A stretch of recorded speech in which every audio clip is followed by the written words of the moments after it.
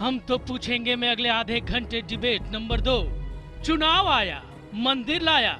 जन जागरण अगर जब तक नहीं होगा तब तक राम मंदिर कैसे बनेगा। इसलिए राम मंदिर बनाने के लिए जन जागरण आवश्यक है, और वह कहीं पर भी पूजन का माध्यम हो, धार्मिक अनुष्ठान का माध्यम हो। हम राम की चर्चा करेंगे, राम महोत्सव है तो राम की चर्चा स्वाभाविक होगी। अचानक राम नाम का शोर तेज हो गया है। राम मंदिर मुद्दा हिलोरे मारने लगा है। वीएचपी ताल ठोकने लगी है। संघ प्रमुख मोहन भागवत ने हिंदू राष्ट्र का राग छेड़ दिया है और बीजेपी के सुब्रमण्यम स्वामी खुलकर अखाड़े में कूद गए हैं। तो मुझे पूरा आस्था है, विश्वास है कि मुलायम सिंह जिनको मैं कम से कम 30 साल से जानता हूँ भाई जैसा, कई बार उनके साथ हम घंटों घंटों बहस में रहे हैं, आज भी मिलते रहते हैं, तो वो भी आखिर में उसका हिंदुत्व जग जाएगा। जरा वीएचपी की नई कस्में और ऐलान सुनिए। 8 अप्रैल यानी नवरात्र के दिन देश के 1.25 लाख शहर और गांव में भगवान राम की मूर्ति या पोस्टर की पूजा करेगी। वो पूजा के साथ ही अयोध्या में राम मंदिर बनाने का संकल्प भी लिया जाएगा। जहां मंदिर नहीं है वहां वीएचपी राम की मूर्ति और पोस्टर भिजवाएगी। हर जगह पूजा पाठ हो, हमें क्या करना है, लेकिन जहाँ बाबरी मस्जिद का इशू है लेके चलेंगे तो अच्छी बात नहीं है। अगर फैसला हो सुप्रीम कोर्ट का है, वो जो फैसला दे देगी हम उसको मानेंगे। पूजा अर्चना भोग राग जहाँ हम लगाना होता है लगाते रहे, पूजा करते रहे, मंदिर स्थापित करते रहे, लेकिन राम मंदिर का संबंध जहाँ है वो सुप्रीम कोर्ट के जब तक आदेश कुछ नहीं होता कुछ नहीं होगा, केवल आपस वैमनस्य बनेगा, आपस में दरार पैदा होगा। तो आपका मकसद पूजा करना नहीं है, रामचंद्र जी के धार्मिक कोई कर्तव्य नहीं है करना, बल्कि केवल राजनीति करना है कि आप इसके बहाने बीजेपी का प्रोपेगेंडा करना चाहते हैं। 2017 में यूपी में विधानसभा चुनाव है। बीजेपी पर आरोप लग रहे हैं कि राम नाम के जरिए वो वोट की फसल काटने की तैयारी कर रही है। हम तो पूछेंगे में बड़ा सवाल, क्या अचानक राम मंदिर मुद्दा गरमाने के पीछे यूपी चुनाव की सियासी तैयारी है? आपकी राय यहां जरूरी है, इसलिए 8:30 बजे का बड़ा सवाल एक बार फिर आपको याद दिला दें। आज का हमारा सवाल है कि अचानक राम मंदिर मुद्दा गरमाने के पीछे उत्तर प्रदेश चुनाव की सियासी तैयारी है। हां के लिए टाइप कीजिए IBN7 नहीं के लिए IBN7 अपनी राय हमें 51818 पर SMS कीजिए। इसके अलावा आप #HTP और #मंदिर पॉलिटिक्स के जरिए भी ट्विटर पर अपनी राय दे सकते हैं। आपकी राय को इस कार्यक्रम में हम शामिल करेंगे।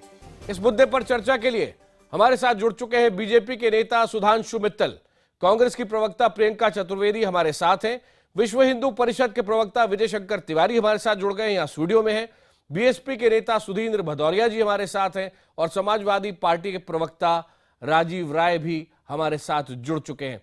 सबसे पहले 45 सेकंड के लिए सभी मेहमानों के पास में आना चाहूंगा। सबसे पहले सुधांशु मित्तल जी, थोड़ा सा ये बताएं, आप ही के पार्टी के नेता सुब्रमण्यम स्वामी क्या क्या सपने दिखा रहे हैं लोगों को? क्या इसी साल आपको विश्वास है कि राम मंदिर बनना शुरू हो जाएगा?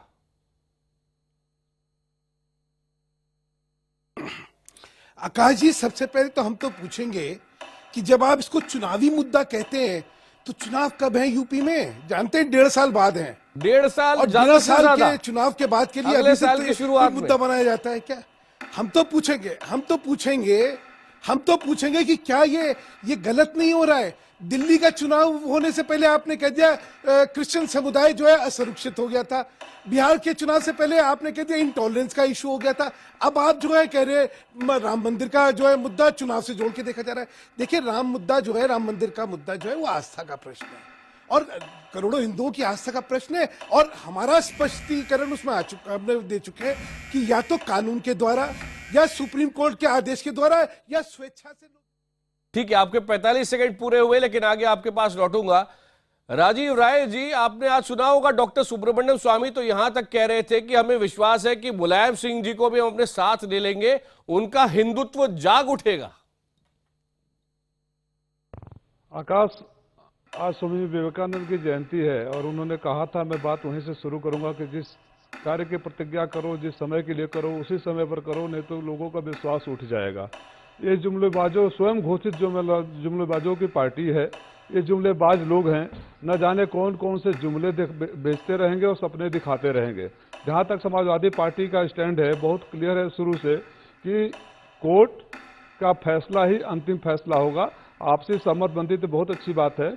और जैसे आपने सवाल पूछा, सुधांशु जी का तत्काल उत्तर प्रदेश आ गया, चुनाव और राज्यों में भी है चुनाव, लेकिन उत्तर प्रदेश आ गया। इस बात को साबित करता है कि इनका निगाहें कहीं, निशाना कहीं है।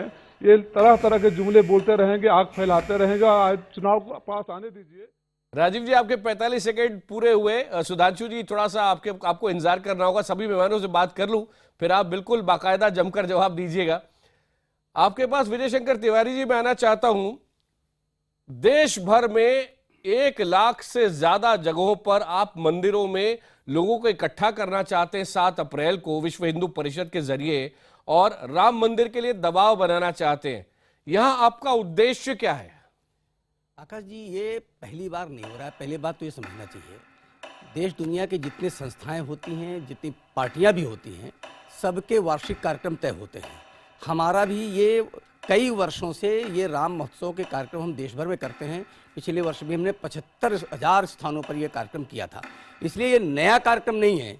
सबसे एक बड़ी जो विटंबना है कि आज हम जो कार्यक्रम कर रहे हैं उसको आप राम मंदिर के साथ जोड़कर देख रहे हैं। ये ठीक है कि हमारा उद्देश्य है कि भगवान श्री राम का भव्य मंदिर बने, और इस अभियान के द्वारा लोगों के अंदर जागरण आवे, लोग जागृत हों और अपने संकल्प को पूरा करने के लिए आगे बढ़ें। ये हमारा एक उद्देश्य है, लेकिन ये हमारे वार्षिक कार्यक्रम का अंग है जिसको किसी भी जी, आपके 45 सेकंड पूरे हुए।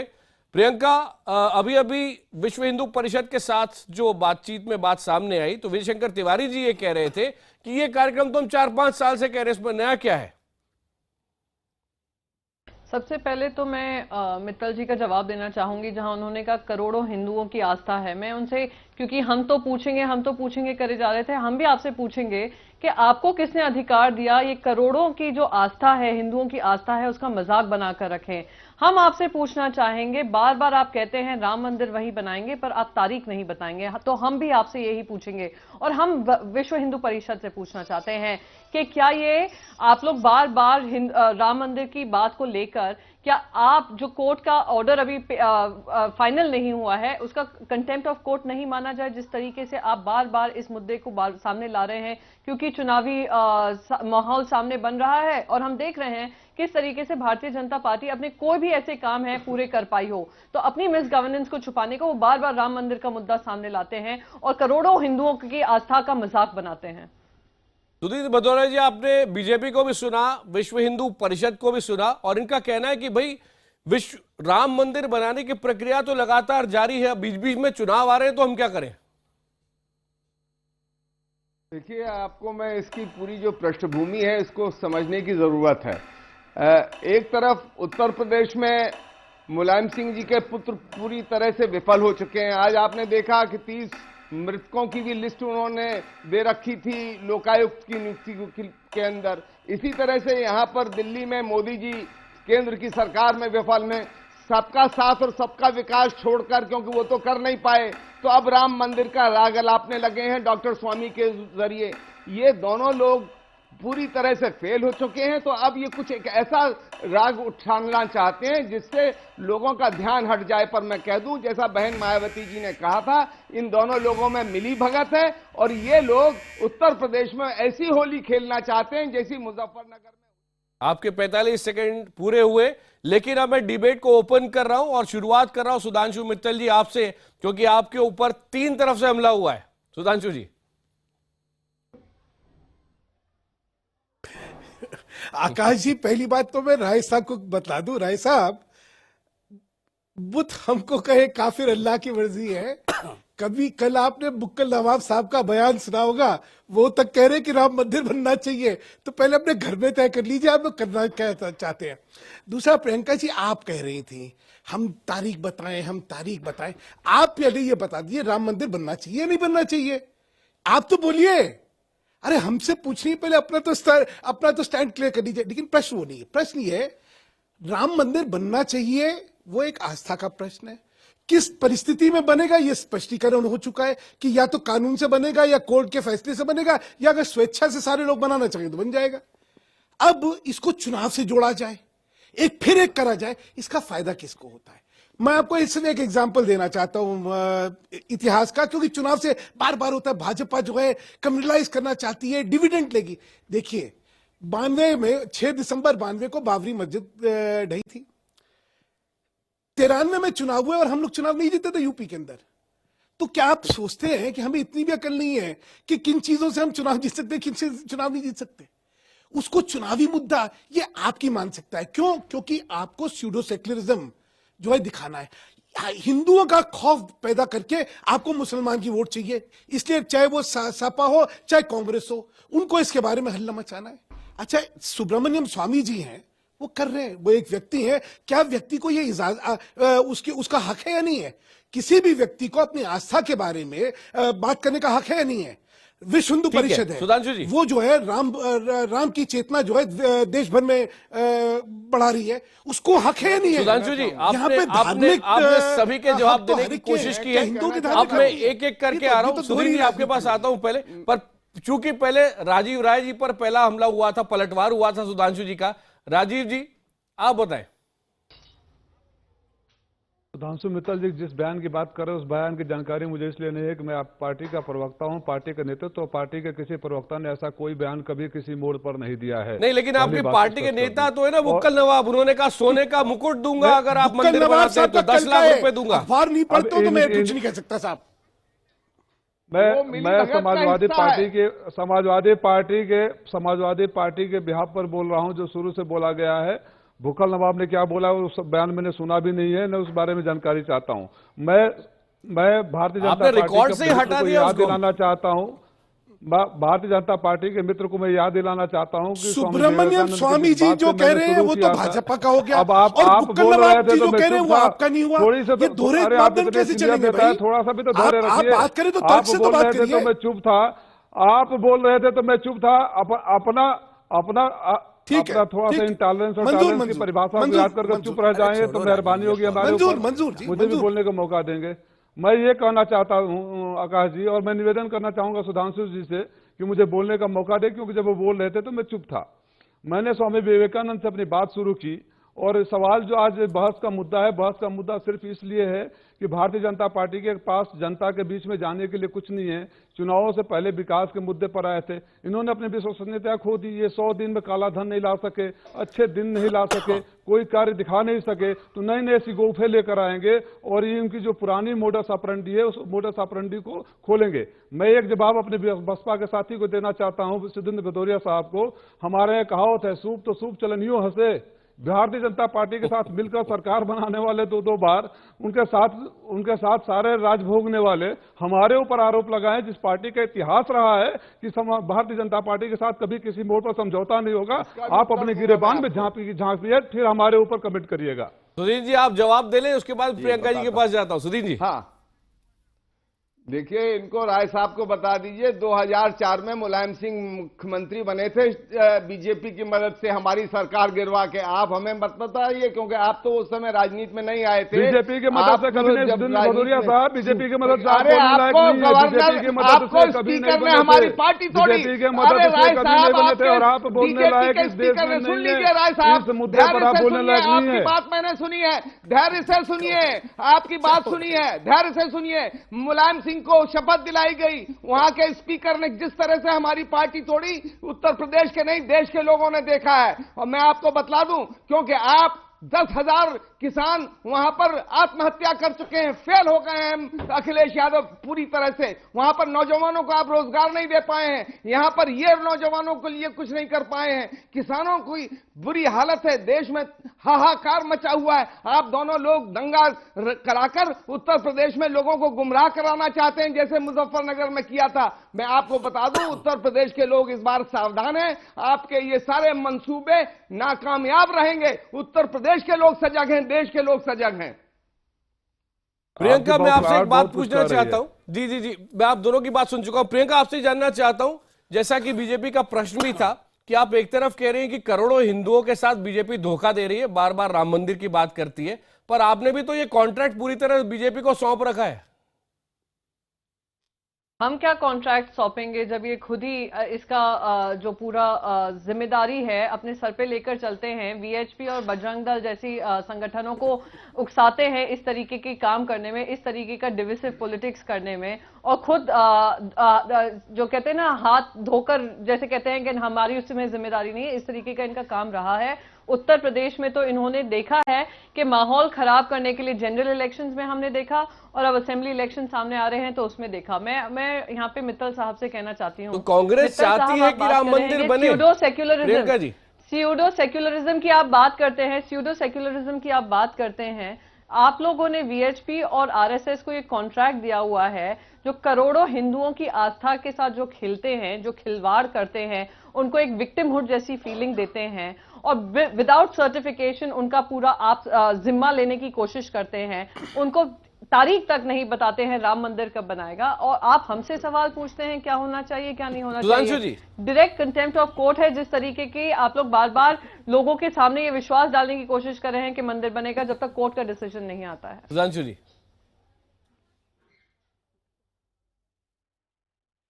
जी फिर एक इन पे शेर ध्यान आता है मुझे, कटी रात सारी मेरी मैं कदे में खुदा याद आया सवेरे सवेरे। अरे प्रियंका जी, केरल में आज जो है मुस्लिम संप्रदायिक तो आप रोज याद करते हैं जब से आपकी सरकार बनी है, ये हालत कर दिया आपने सबकी। अब देखिए, आप बीच में मैं नहीं बोला, हे भगवान किसको वोट कर हम ले आए हैं, सब लोग यही कहते हैं। प्लीज आपसे निवेदन है, मेरी बात रख लेने दीजिए। आपने बोला, मैंने बीच में नहीं बोला, प्लीज मेरे को मेरी बात रख लेने दीजिए। आप जो है आंध्र प्रदेश में जो है मुस्लिम लीग के साथ मिलकर सरकार बना देते हैं। आप सब जगह जो है सांप्रदायिक ताकतें जो शक्तियां जो है संगठन जो है उनके साथ मिलकर तो सरकारें बनाती हैं, और आप हमें समझा। सुनिए एक सेकंड, मैं बोल दूं, आप मुझे नहीं ज्ञान दीजिए किसके साथ आप अपनी राजनीति करते हैं। पूरी दुनिया जानती है, पूरा देश जानता है कि उत्तर प्रदेश में आपकी साठगांठ है समाजवादी पार्टी के साथ। अरे प्रियंका जी, इतने आप में इंटॉलरेंस क्यों हो रही है? मुझे मेरी बात रखने दीजिए ना। आप जब बोली मैं बीच में नहीं बोला, प्लीज मुझे मेरी बात रखने दीजिए। प्रियंका जी, क्या हो गया आपको? मैं आपको आज मेरे को अपनी बात रख लीजिए, मैं आपको आपका चेहरा दिखाना चाहता हूँ। मैं आपसे प्रश्न ये पूछूंगा कि मुझे ये बताइए कि हम लोगों ने इसमें क्या करा है। अरे कमाल है प्रियंका जी, मैं बोल लूं प्लीज, मुझे बोलने दीजिए। प्रश्न ये है कि भाजपा को आप किस बात के लिए खड़ा करना चाहते हैं? मैंने आपसे एक प्रश्न पूछा था, सुब्रमण्यम स्वामी जो हैं वो अगर कुछ करना चाहते हैं तो क्या उनको एक देश का नागरिक होने के साथ ये हक है या नहीं है? अगर विश्व हिंदू परिषद अपनी आस्थाओं को लेके अपना प्रचार करना चाहती है तो उनको हक है या नहीं है? दुनिया के सब जनों को, सब समुदायों को, सब धर्मों को हक है, लेकिन इन लोगों को नहीं हक है।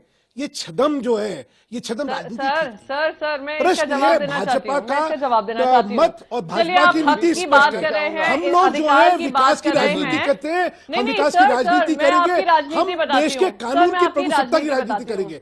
हम आपकी तरह मुद्दों को भटका के हम जो है सांप्रदायिक राजनीति नहीं करना चाहते। ये छदम सांप्रदायिकता आपके लिए आपको मंजूर होगी, हमें नहीं मंजूर है। ठीक है प्रियंका जी, मैं जवाब दे सकती हूँ सर? हाँ मित्तल साहब, ऐसा है आप राजनीति की मैं बात भी एक सवाल जोड़ना चाहूंगा। अभी तक आज जवाब नहीं दे रही थी, मुझे लगा कि मैं तो बोल नहीं पा रहा था, आप लगातार ही बोले जा रही थी बीच में। अधिकार है काम करने को, विश्व हिंदू परिषद के पास अधिकार है अपनी बात रखने को, सबके पास अधिकार है। योगी आदित्यनाथ के पास भी है, साक्षी महाराज के पास भी है, साध्वी निरंजन ज्योति के पास भी है, तो मोहम्मद इखलाक के पास क्यों नहीं ये अधिकार था कि आज उसको तुमने बगैर लॉ एंड ऑर्डर किए आप लोगों ने उसकी लिंचिंग कर डाली और आप लोग उसके सपोर्ट। मनीष शंकर अय्यर जी के पास भी है और सलमान खुर्शीद के पास भी है कि पाकिस्तान में जाके हिंदुस्तान की बदनामी करिए। अधिकार तो सबको ही है। फ्रीडम ऑफ स्पीच की बात कर रहे हैं, freedom of right to eat जिसके पास था, आपने उससे अधिकार छीनकर उसकी हत्या हो गई, और आपके सारे जो भी एमपी थे उस सपोर्ट में हमने नहीं किया। आपने कानून बनाया था, माफ करिएगा, 1954 का कानून भी आपका था। ये सारे कानून आप ही ने बनाए थे, हमने नहीं बनाए थे। आपको अगर आपका इतिहास ना पता तो मैं कुछ नहीं कह सकता। विजय जी, ये सारे कांग्रेस ने वोटे बटोरने के लिए कानून बनाए थे, हमने नहीं बनाए थे। हम तो सिर्फ उनको हम लोग लागू कर रहे हैं, माफ करिएगा। प्रियंका जी, आप उतनी देर से हमें कोर्ट ऑफ कंटेम्प्ट ये दिखा कर डरा रही हैं, ऐसे जैसे एक चस्पा लगा करके ये देखो डरो, ये दिखा रही हैं आप। कुल मिलाकर सुप्रीम कोर्ट के निर्णयों को धता बताने वाली कौन सी कंपनी है? मैं तो कांग्रेस को कंपनी बोल रहा हूं, कि वो कांग्रेस अरे कंपनी है तिवारी जिसने सुप्रीम कोर्ट के सारे निर्णयों को बदलने का काम किया है। दूसरा मेरी बहन जी, आप ये समझिए कि विश्व हिंदू परिषद और बजरंग दल जैसे संगठन, बार बार जो आप कह रहे हैं जैसे संगठन, जैसे बदनाम संगठन हो, ये विश्व हिंदू परिषद और बजरंग दल के लोग अपनी पत्नियों को भट्ठी में डालकर नहीं दिलाते हैं। एक बात समझ लीजिए। नहीं बहन जी, आप बात कर रही थी, मैंने आपको टोका नहीं, बिल्कुल टोका नहीं। प्लीज प्लीज अपना पॉइंट दे दिया, आपने पॉइंट नहीं नहीं मैंने पॉइंट नहीं दिया, पहले पूरी बात करूंगा। देखो एक बात समझिए, श्री राम मंदिर ये देश का बहुत गंभीर मुद्दा है, गंभीर काम है, ये देश की अस्मिता का सवाल है, ये देश की पहचान का सवाल है। और प्रियंका जी, इस पर राजनीति बिल्कुल नहीं होनी चाहिए। एक बात समझ लीजिए, 1989 में श्री राजीव गांधी जी ने उन्होंने अयोध्या से ही उन्होंने राम राज्य लाने की बात कही थी। वो किसलिए कही थी भाई, दिल्ली से लाने की बात करते थे, उन्होंने अयोध्या से राम राज्य लाने की बात की। समय समाप्त हो रहा, आखिरी 20 सेकंड सुदीन जी आपके, सुदीन भदौरिया जी, आखिरी 20 सेकंड सुदीन जी।